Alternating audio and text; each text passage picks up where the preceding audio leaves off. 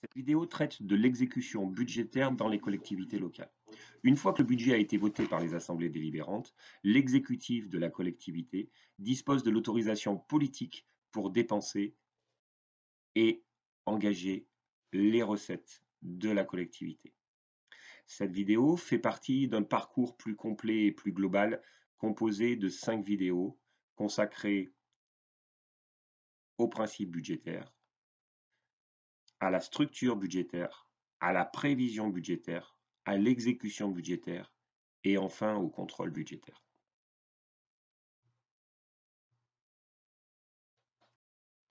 Enfin, dernier point relatif à l'exécution comptable, les différentes expérimentations, évolutions récentes ou à venir qui ont touché le principe de séparation entre ordonnateurs comptables et qui ont touché ou qui vont toucher les différentes étapes de l'exécution telles que l'on l'a vu précédemment.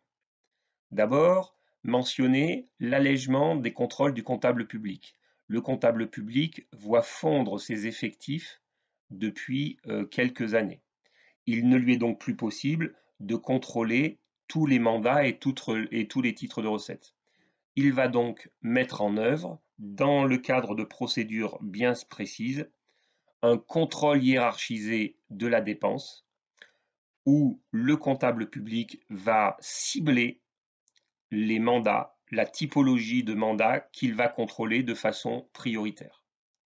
Dans le cadre du contrôle partenarial de la dépense, le comptable public et la collectivité vont se mettre d'accord sur des contrôles internes à la collectivité qui vont permettre de fiabiliser les procédures et le comptable public ne fera qu'un contrôle allégé sur les dépenses qui concernent ce contrôle partenarial.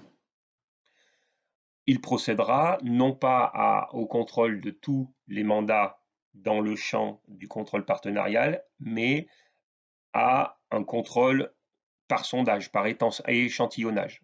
Et s'il considère que les résultats du contrôle par échantillonnage sont bons, l'année suivante, le contrôle partenarial se reconduit. S'il considère que les résultats du contrôle aléatoire ne sont pas bons, le contrôle partenarial peut être restreint.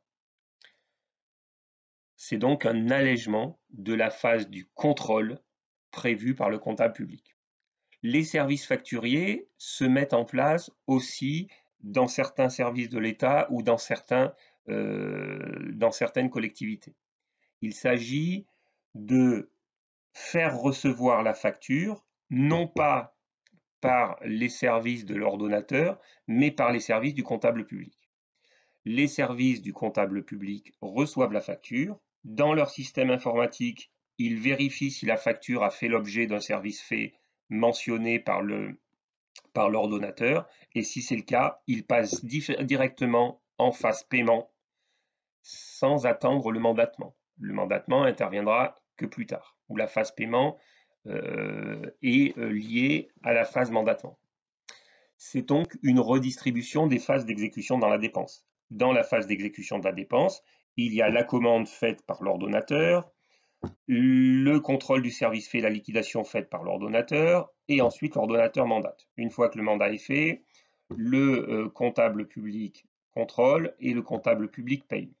Dans cette phase-là, c'est l'ordonnateur qui reçoit la facture. Dans les services facturiers, on a une commande qui est faite par l'ordonnateur reçoit la prestation, il valide le service fait, la facture est envoyée non pas à l'ordonnateur mais au comptable public, et quand le comptable public il reçoit la facture, il vérifie que le service a bien été mentionné comme fait par les services de l'ordonnateur et il met en paiement directement la facture, ce qui permet d'aller beaucoup plus vite et de mobiliser moins de ressources humaines.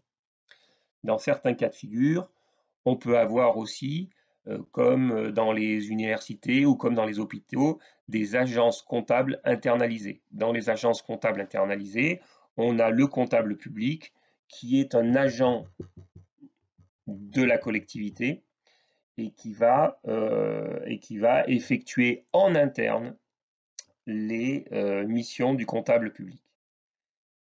Ça permet, en étant en interne, d'aller beaucoup plus vite. L'inconvénient, c'est que la séparation entre l'ordonnateur et le comptable est moins franche dans ces organisations d'agences comptables internalisées. Et enfin, il y a d'autres expérimentations. Aujourd'hui, il y a l'ordonnateur qui élabore un compte administratif, qui fait la photographie des résultats, des réalisations budgétaires et comptables de l'année qui vient de s'écouler, et on a le comptable public qui fait un compte de gestion qui reprend les mêmes éléments que le compte administratif pour l'essentiel.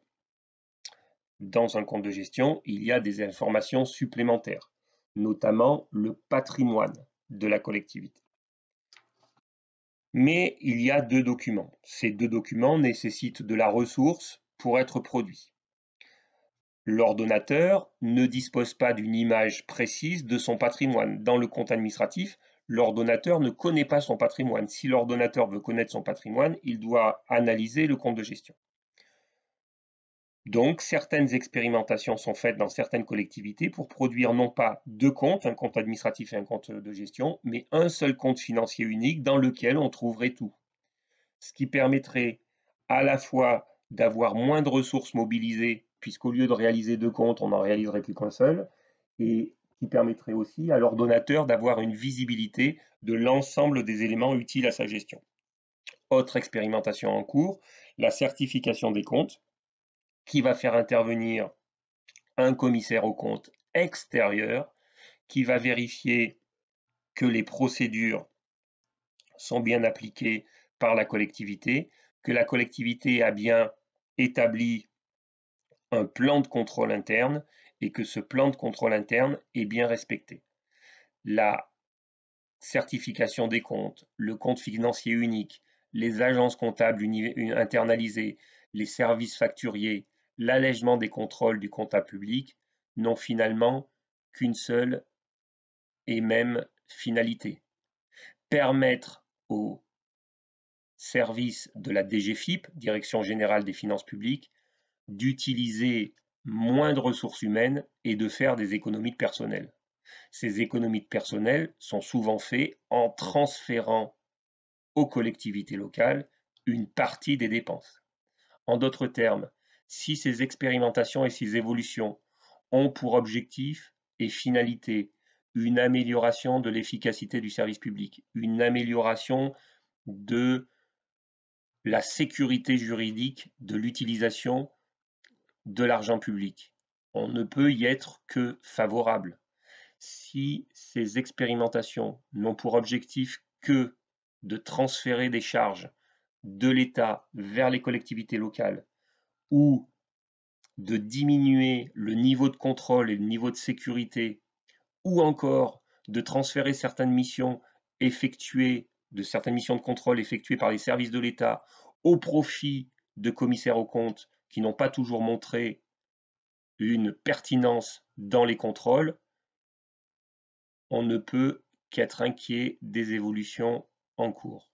L'avenir nous dira si ces évolutions vont jusqu'au bout, sont favorables aux collectivités ou au contraire sont défavorables aux collectivités. Si à l'issue de cette vidéo, vous avez besoin d'informations complémentaires, de documents, n'hésitez pas à nous contacter à l'adresse qui s'affiche. De la même façon, Finances Territoriales a digitalisé l'ensemble des formations inscrites à son catalogue. Elle peut donc très facilement répondre à vos attentes et vous proposer des formations à distance ou mixtes, à distance en présentiel ou complètement en présentiel, à des tarifs optimisés par rapport aux tarifs des autres sociétés de formation. Au-delà de ces formations inscrites au catalogue, la méthodologie que nous mettons en œuvre et le très large réseau de nos intervenants nous permet, toujours à des coûts optimisés, de vous proposer à distance ou mixte n'importe quelle formation relative à la gestion des collectivités ou au management public.